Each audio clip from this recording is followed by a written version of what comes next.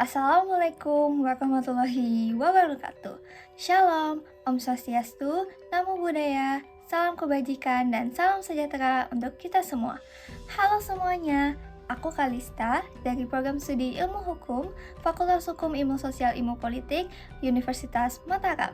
Hari ini aku akan membahas terkait dengan dinamika dan tantangan integrasi nasional.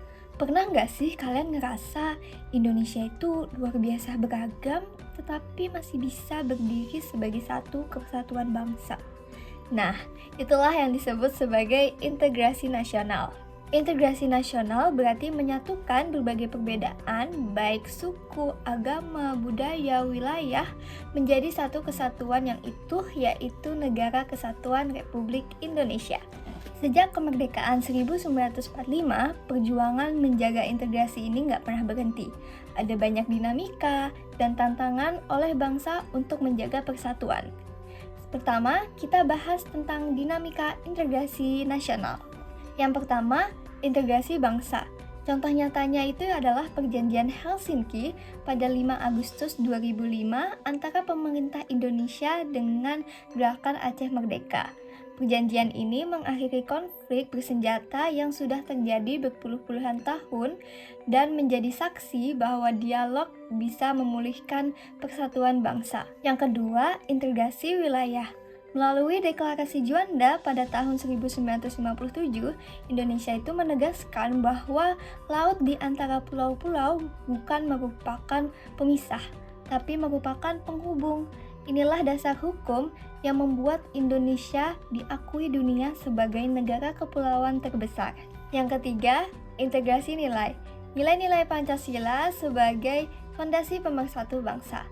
Melalui pendidikan, seperti yang kita tahu mata pelajaran PPKN, Pancasila ditanam sebagai pedoman moral dan juga ideologi bersama. Yang keempat, integrasi elit dan massa. Integrasi juga terlihat ketika pemimpin turun langsung ke masyarakat. Contohnya Presiden ke-6 kita, Presiden Susilo Bambang Yudhoyono yang mengunjungi korban gempa di Aceh pada tahun 2013. Nah, hal ini menggambarkan kedekatan antara pemerintah dan juga rakyatnya. Yang kelima, yang terakhir, ada integrasi tingkah laku. Sejak sidang PPKI, Indonesia membentuk pemerintahan yang sistematis. Ada presiden, ada wakil presiden, kementerian dan juga lembaga-lembaga yang menjalankan sistem demi tujuan bersama. Tapi perjalanan menjaga integrasi nasional tidak selalu mulus. Inilah dua dimensi tantangan besar yang dihadapi oleh bangsa Indonesia. Yang pertama, dimensi horizontal.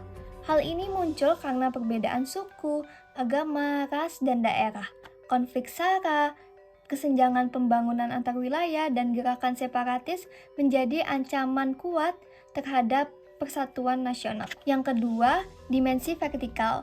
Ini berkaitan dengan hubungan pemerintah dan juga rakyat. Ketika pemerintah membuat kebijakan yang tidak sesuai dengan aspirasi masyarakat, akan memunculkan ketidakpercayaan dan melemahkan integrasi. Sebaliknya, ketika pemerintah mendengarkan suara dari rakyat dan menjalankan kebijakan yang adil, justru integrasi vertikal itu bisa dibangun dengan kuat. Selain itu, di era globalisasi, Indonesia menghadapi dua tarikan besar. Yang pertama dari dalam, yaitu fanatisme daerah, dan juga yang dari luar, yaitu pengaruh budaya global yang bisa mengikis nilai-nilai nasionalisme. Nah, kedua hal ini harus diimbangi dengan yang namanya semangat kebangsaan. Jadi teman-teman, integrasi nasional itu bukan proses sekali jadi, tapi itu perjuangan yang harus kita jaga di setiap generasi.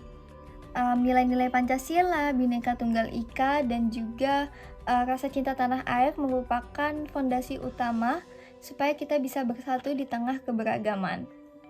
Kita sebagai generasi muda itu punya tanggung jawab besar. Yang pertama, menghargai keberagaman, menjaga persatuan, dan juga ikut aktif membangun bangsa. Karena sejatinya Indonesia itu kuat bukan karena kita sama, tapi karena kita mau bersatu. Baik, sekian video penjelasan dari saya. Semoga kita semua bisa menjadi generasi yang memperkuat integrasi nasional Indonesia. Merdeka!